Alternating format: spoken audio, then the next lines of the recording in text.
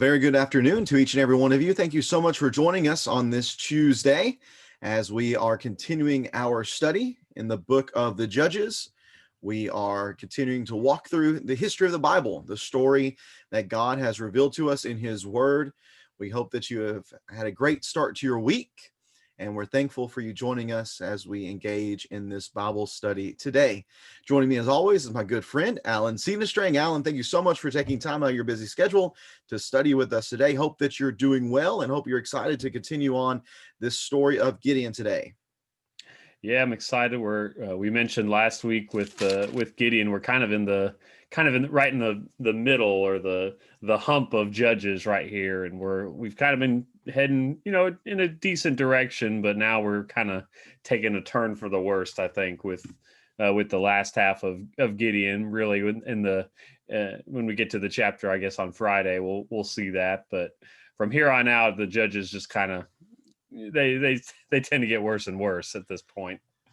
Yeah, unfortunately, I think that's an accurate statement. As we look at the visuals that we have on the screen, on the left-hand side, we have the downward spiral or cycle of Judges. Philip Martin calls this the fatal funnel of the story of Judges. And obviously, it just shows, as you mentioned, the growing worse and worse of the Judges, and just the climate and the atmosphere within the nation of Israel as this story progresses.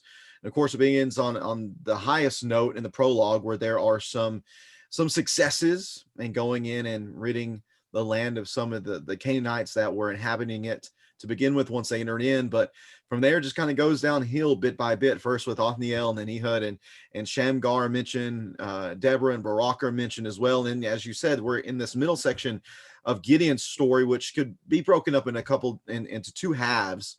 6 and 7, chapter 6 and 7, or might constitute the first half of his story. And then chapter 8 is a story all into itself, really where the page turns for Gideon, as you mentioned, and things just really go downhill from there. Last week, a week from today, we were in chapter 6, and we introduced the story of Gideon within this text, that once again, as chapter 6 verse 1 says, the Israelites the evil in the sight of the Lord, and Midian is the tool that the Lord uses at this point to bring oppression upon the people of Israel. And the Lord, in the form of the angel of the Lord, goes to Gideon while he is in chapter 6 and verse number 11, while he is threshing wheat in the winepress, because he's scared of the Midianites. And he is shown to be really this fearful person. He's kind of a coward if we're really shooting straight with him. And we see him just not being very confident at all. We see him hesitating a good bit, questioning the Lord, and as the Lord is saying that you're going to be the one who's going to deliver the people. We saw in chapter 6 that he gives a couple of tests to the Lord. He does the first one with the meal there in the first half of chapter 6, and in the second half he does these tests with the fleece, and sandwiched in between there was the command that the Lord had for him to go and to clean out his backyard, basically, and to get rid of the altar that belonged to Baal, and the Asherah pole that was beside it. We saw that taking place. We might be thinking that Gideon's in a good place, in a sense that he's making some progress. He's growing in his faith. And we're going to see that, I believe, here in chapter 7. We're going to see him continuing to make good progress. But unfortunately, since we know that everything in Judges just goes downhill from the beginning, we're unfortunately going to see on Wednesday, or excuse me, on Friday especially, where things just don't end well for Gideon. But before we could get to chapter 8, we got to get through chapter 7. And real quick, before you pull up the text, Alan, just again for our audience, in case you haven't seen this other visual from Kenneth Way's Judges and Ruth book, it shows how Judges is very symmetrical in a number of ways, how you can see the judges being split in half, and how they correspond in a chiastic structure with the judge from the beginning to the end, and so on and so forth. Gideon's, of course, being the center, goes together with itself in many ways, but then it really follows the structure of the prologue and the epilogue pretty well. And we're especially going to see this once we get through chapter 8. We'll go back and kind of talk more in summation about Gideon and how it does fit the prologue and epilogue really well. But again, we got to get through chapter 7 first. So, Alan, if you want to bring the text on the screen, we will read the first few verses here of chapter 7 and see where we are at in the story of Gideon. Again, just kind of talking where we've been. We read in chapter 6 and verse 33 that the Midianites, the Amalekites, and the Kedemites had gathered together. They had crossed over the Jordan and camped in the Jezreel Valley. And the Spirit of the Lord envelops Gideon, and he gives him the power to go and to be the leader of the people in this way. Once, of course, God passes the test that Gideon lays out for him in regard to the fleece and the dew.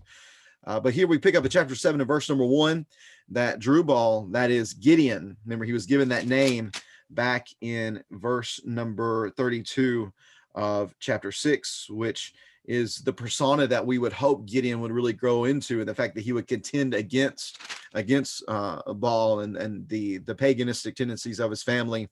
But that Gideon and all the troops, 7 and verse 1, who were with him, got up early and camped beside the spring of Harod, and the camp of Midian was north of them, below the hill of Moreh in the valley. And the Lord said to Gideon, "You have too many troops for me to hand the Midianites over to them, or else Israel might elevate themselves over me and say, 'My own strength saved me.' Now announce to the troops, whoever is fearful and trembling may turn back and leave Mount Gilead." So 22,000 of the troops turned back, but 10,000 remained. Then the Lord said to Gideon, "These are still too many troops. Take them down to the water, and I will test them for you there. If I say to you, 'This one can go with you,' he can go. But if I say about anyone, 'This one cannot go with you,' he cannot go." So he brought the troops down to the water. And the Lord said to Gideon, "Separate everyone who laps water with his tongue like a dog. Do the same with everyone who kneels to drink." And the number of those who lapped with their hands to their mouths was 300 men, and all the rest of the troops knelt to drink water. The Lord said to Gideon, "I will deliver you with the 300 men who lapped and hand the Midianites over to you, but everyone else is to go home." So Gideon sent all the Israelites to their tents, but kept the 300 troops who took the provisions and their trumpets, and the camp of Midian was below him in the valley. We have a quick reversal here, don't we, Alan? From Gideon being the one who is offering 2 tests to the Lord, and now here we have the Lord offering 2 tests to Gideon. What do you see as being the purpose of these tests, Alan? And what does it begin to reveal about this story of Gideon? What is the Lord trying to get across, not just to Gideon, but to us in delivering the story to us as he has? One thing I think some people like to look at this as a test of, who are the best of the men, the ones that would lap as a dog or the ones that would kneel. I don't really see it as that. I just think it's just a way of dividing that group of 10,000 even further down to just a minuscule amount, really 300 men. But I think we'll see later on in this story, the key is up here in verse 2. The people are too many, God says. He wants to lower that number lest they say, "My own hand has saved me." Mm-hmm. So he's already foreshadowing, and we'll see that's kind of a part of what happens later on with Gideon. That even with the 300, you still have this kind of mindset. So even though that the Lord kind of tells him that's a possibility and that's a temptation, that's why I'm lowering this number down. We'll see that still ends up happening, but clearly 300 men compared to we aren't given the full number of Midian yet, but it just mentions how they're like locusts. Mm-hmm. I mean, that's clearly more than 300. We're talking about Probably many, maybe hundreds of thousands or something. We're filling up fields full of men and people. Mm-hmm. This is a massive force that 300 can't possibly even come close to destroying. So clearly, the Lord wants to be very clear with his miracle here and with his hand over everything. Mm-hmm. Yeah, and as you mentioned, the foreshadowing here is pretty spectacular, especially if you're familiar with the whole story of Gideon. What we really have in the arc of Gideon is we begin with a man who is cowardly. He's scared. He's hiding in the wine press, threshing out the wheat so that he and his family might have something to eat. And we see him continue being hesitant in going in doing what the Lord would have him to do, going and doing what he was supposed to do in his own backyard and tearing down the altar of Baal and the Asherah. Remember that he took 10 of his male servants with him, and he did all this at night so that he would have some protection in that way. And what stands out to me, Alan, is as we're reading this, and what we see in that first test where the Lord says, this is how we're going to cut down the number first. If you're fearful or trembling, which is a play on the name of this spring, the spring of Harod. That word Harod means trembling. If they're fearful, then they can turn back and leave, which we can trace that back to Deuteronomy chapter 20 and verse 8. In that text there is the commands of war, the rules of war. And the Lord says, listen, if you're fearful, if you don't trust that I can deliver, then you can go home. You're not going to be useful in my armies. We have that here, first of all. And what's interesting to me is that really Gideon at this moment, he could turn around and left himself. That's what I was about to say. Yeah. We're lucky that Gideon's not just done at this point. Right. Mm-hmm. It's very true. He very well at any point in the story up to this moment could have been counted in that number. Yet he stays. And then we have the somewhat humorous and comical way that the Lord whittles down the number even more. But verse 7, I've gone through the rest of this text. I've really emphasized in the text the times when the Lord emphasizes his participation in what's going on. He says, I, verse 7, will deliver you with the 300 men who lapped and hand the Midianites over to you. I will do this. And the Lord has set this up in a way that there's no possibility for this to have taken place without the Lord's intervention and without the Lord participating in what is going on.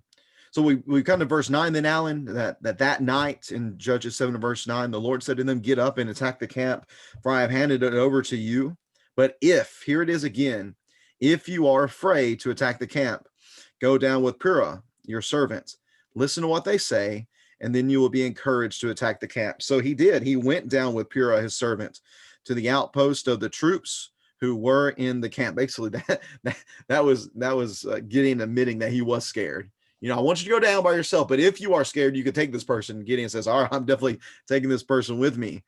Verse 12 says that the Midianites, the Amalekites, and all the Canaanites had settled down in the valley like a swarm of locusts, as you mentioned earlier, and their camels were as numerable as the sand on the seashore, which I think, again, is some Exodus echoes being given here in the way this is described.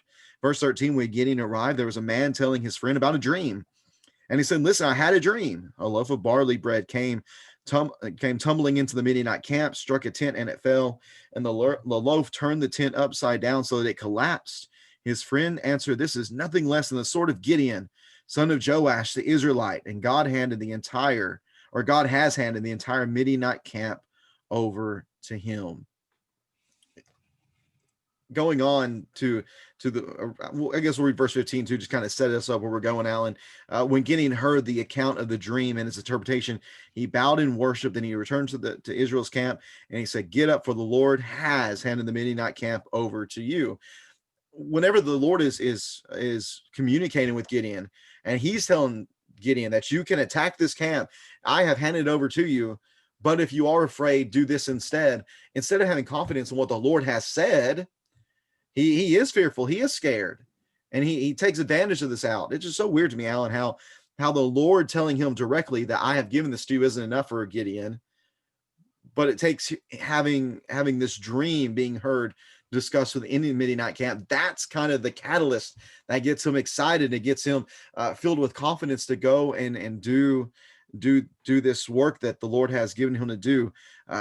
It's almost, it doesn't make very much sense to me. Oh, what do you think about it, Alan? Do you see how this makes a little more sense maybe from Gideon's perspective? To me, I just don't get why the Lord himself doesn't instill confidence in this man, but hearing this dream does. What you think? Well, I think we have to look back at the beginning of the story. I mean, remember when the angel first came to Gideon, I mean, his first reaction, Gideon's was, almost accusatory and blaming God for their situation.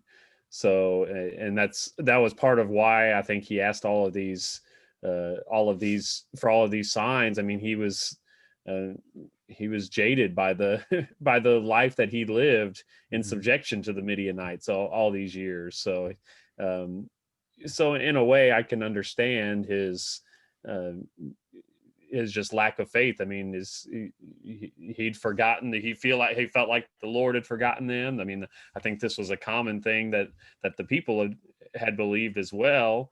Of course, it wasn't that the Lord had forgotten them; is that the Lord has, not blessed them because of their sins. They had forgotten Him. But I highlighted these two, like you mentioned. God said the same thing that the Midianite soldiers said, that God. I love when uh, I love when this language, when God says something has happened that actually hasn't happened yet, but Yeah.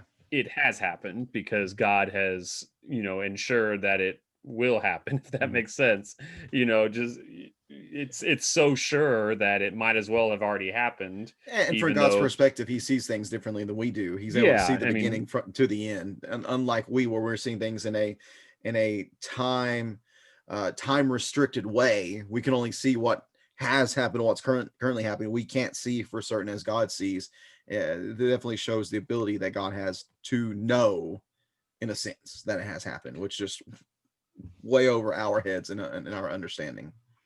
and we finally get, I think, probably the peak of Gideon's story here in verse 15, where he heard this and he worshipped. I mean, we don't really see any sort of reverential awe. I mean, he's fearful, I guess, of the angel that appeared to him once he finally kind of realizes that this was God. Mhm. But you don't really see him, bowing and worshiping and offering allegiance or anything like that till this point in verse 15.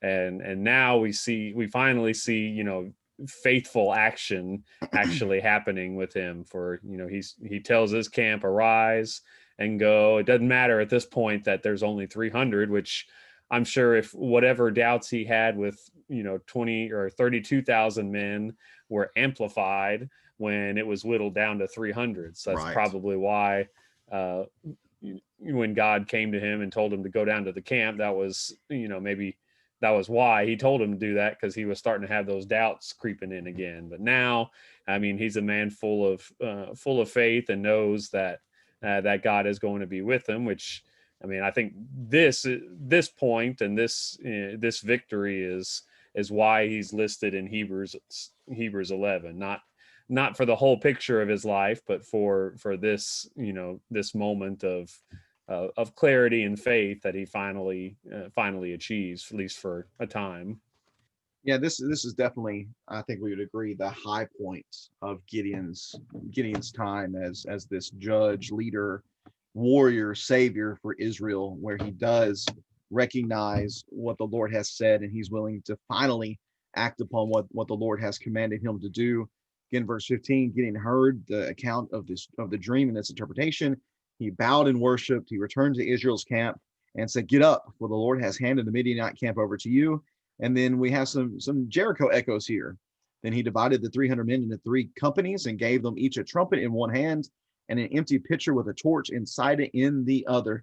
Definitely not. I definitely don't think that's what we would take into war ourselves, Alan, if we were going to be developing a strategic battle plan. I don't think that the trumpets and the torches, the empty pitchers would be in our plans. But that's what the Lord apparently has decided for them to do, which goes back to what we just established, from what the Lord has said in verse number 7, what He has emphasized in verse number 9, what is re-emphasized in verse number 14, that this has been arranged by God, that this is all taking place because of what God has done.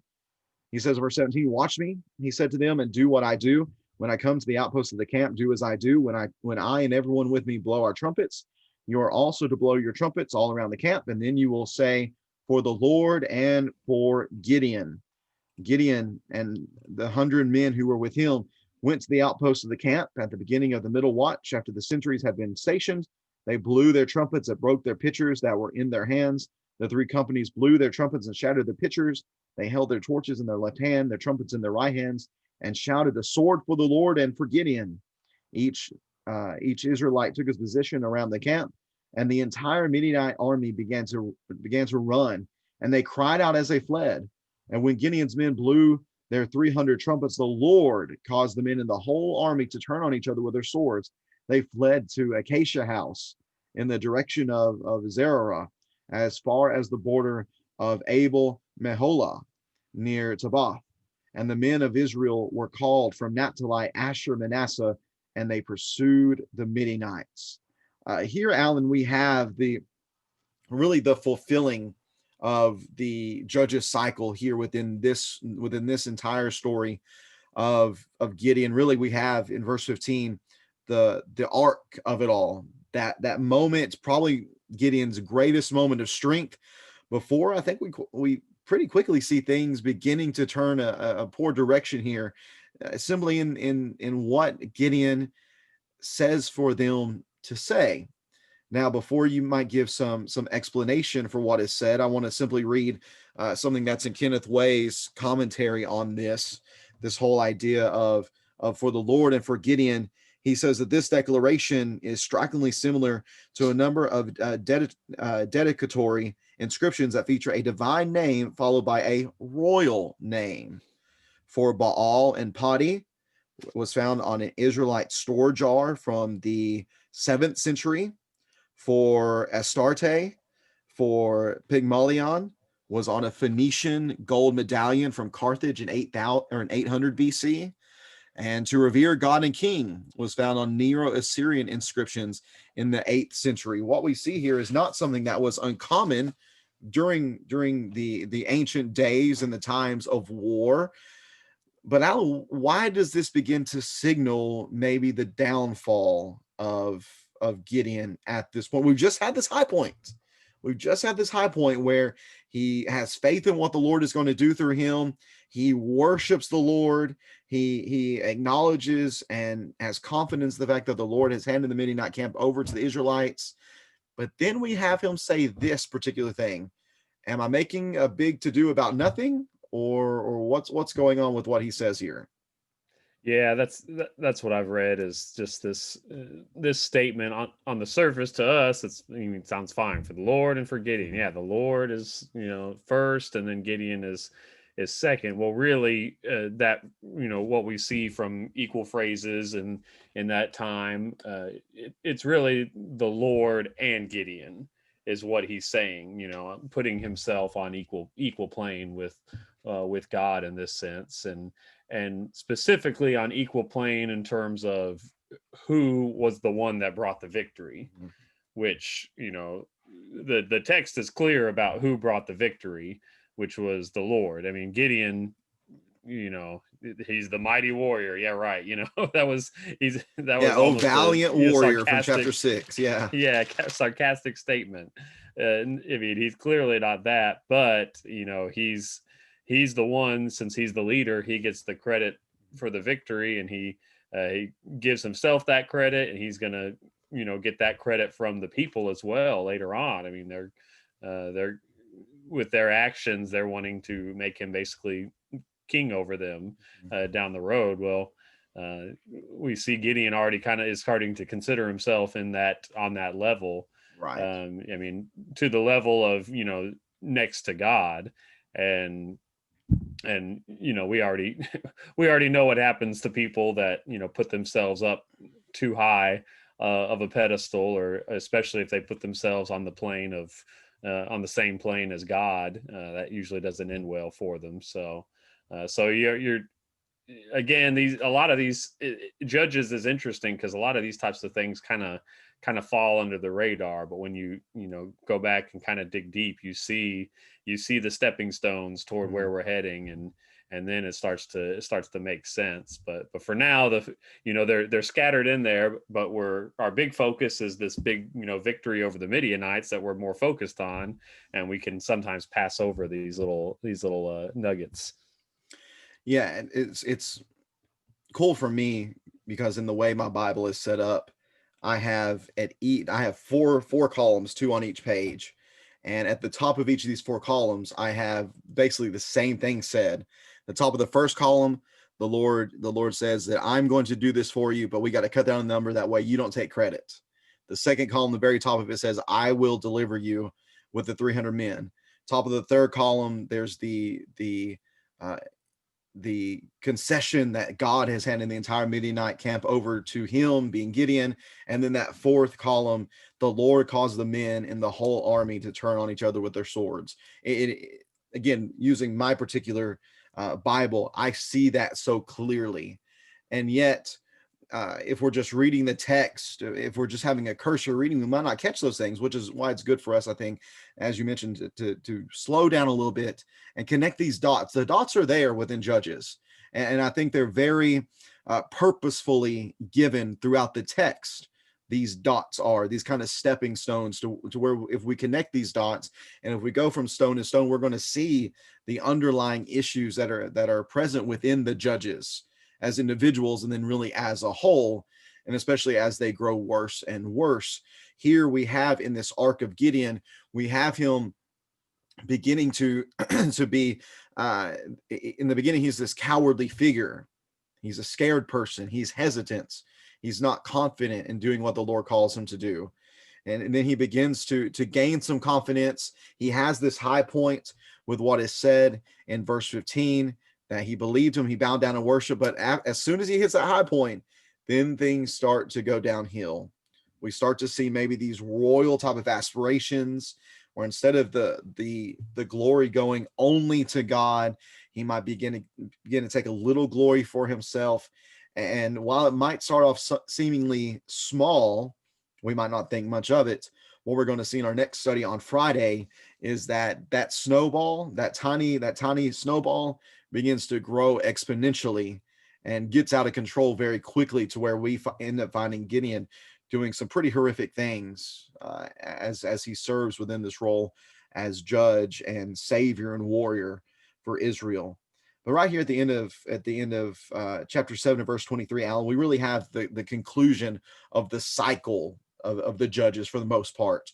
Only thing that's missing at this point is the return to peace, which is what we're going to see at the end of chapter 8. But instead of it going just the normal way that it goes, and I'll pull that up real fast here, pull up that cycle real quick. Let's see here. Instead of it going that they're faithful, they fall into sin, and then the Midianites come in this moment. They are the people who are afflicting and oppressing Israel. There's the groaning that Israel has. They call out to Yahweh. Yahweh raises up Gideon in this moment. But in this last section, Israel being delivered, it's a lot more complicated in Gideon's case than it is in the previous Judges. And unfortunately, it's going to become even more complicated as we go through the remainder of the Judges. Things are not cut and dry, nice and clean for Gideon. As I mentioned, he's going to end up participating in some pretty gruesome activity. And we're going to see that as we continue our study on Friday here within the story of Gideon, picking up in chapter 7 and verse 24. God is pretty present and very overtly so within this first half of Gideon. But once we move into chapter 7 and verse 24 onward through the end of chapter 8, the presence of God is not seen nearly as much. We're going to show how that really causes problems within Gideon's life. Alan, what do you want to share with us as we conclude our study today of this first half of the story of Gideon before we move into the next study on Friday? What you got for us? Nothing much more. Just excited to get to kind of fill out this story we keep talking about. I think it's tough to break this one down. Like this is one of those stories I want to do it all at once, because it highlights some of the things we've talked about. But it'll be nice to kind of complete Gideon here and really see the full picture. Right, that's what we're going to do on Friday. That's the plan. Hope that you'll join us for that as we conclude the Gideon saga, as is found within the story of the Judges of Israel, this middle section, which serves as the bridge between those judges who were, we'll say decent, and then those judges who were pretty poor. And we'll just leave it nicely at that until we actually get to their story. Thank you so much for joining us this afternoon. Hope it's been a blessing to you. We'll leave you with this thought that we see here within this section of Gideon's story. recognize the provision of God. Uh, what he said to Gideon in verse number 2, you have too many troops for me to hand the Midianites over to them, or else Israel might elevate themselves. That's not something that's the first time we've seen within the story of Israel. That was what the Lord told them through Moses as they're getting ready to enter into the land, that when you go in and you have this prosperity and you're in these houses that you did not build, you have these crops that you did not plant, you have all these things that you are not responsible for, don't let it give you the big head. Don't become arrogant. Don't become prideful. Don't begin to think that this was all you. It was not you. It was me. I found you whenever you were insignificant. I found you whenever you were weak and helpless. You were enslaved. You were an enslaved people within Egypt. You are nobody. I have made you somebody. And that here we see this truth again being brought to the forefront of the story of Gideon. Gideon was a nobody, though he might begin to think he's somebody. The reality is that he was simply the person that was blessed to be the leader of this deliverance of God's people. May we not begin to think too highly of ourselves, lest we fall before the truly mighty hand of God. He is the true provider. He is the one that strengthens us to do whatever it is that we do for his glory. Keep that in mind as you go throughout the rest of this day, and keep that in mind especially whenever you join us again on Friday as we continue and finish up the story of Gideon within the book of Judges. Thank you so much for being with us. If you're looking for a group of God's people to study with tomorrow night, I invite you to join us at Pleasant Plains, whether in person or online. Chris Benson is going to be concluding our study within the minor prophets. And again, I do not remember what the last prophet is. Let's see here. The last prophet is going to be, let's see here. The last prophet is going to be Joel. Joel is the one prophet we have not gotten to so far. We'd love for you to join us as he leads us in that study of Joel. And we're excited next week to begin a study in the book of Ecclesiastes. Alan Brown at our church is going to be leading that study. Love for you to join us, whether you're an adult or whether you're a kid beginning about preschool age. We have classes all the way going up through adult. We'd love for you to join us if you can, again, either in person or online. Hope this has been a blessing to you. Hope you have a great rest of your day. Thank you so much for being with us, and join us next time as we continue to walk through history, the story of God's word revealed to us in the Bible. God bless. Everyone, take care.